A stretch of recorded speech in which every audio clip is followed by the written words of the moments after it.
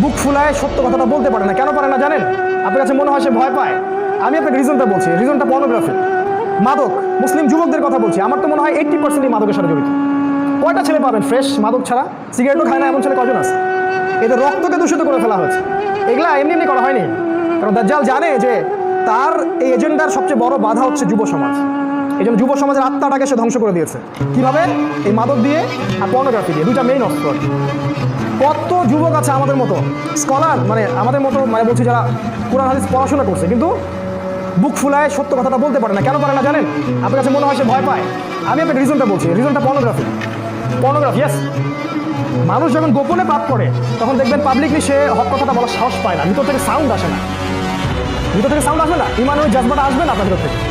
কারণ ওই পর্নোগ্রাফির কারণে হৃদয়টা আস্তে আস্তে আস্তে আস্তে বের হয়, মরে গেছে। এখন সেখানে নূর নাই, এই জন্য সে সত্য কথাটা বলতে পারছে। সে কিন্তু কোরআন হাদিস জানে, তার কথাই বলছে। অন্যদের কথা বাদ দেন, কি নাই দেখেন। মাদক যুবকদের মধ্যে ছড়িয়ে দেওয়া হয়েছে, পর্নোগ্রাফি ছড়িয়ে দেওয়া হয়েছে।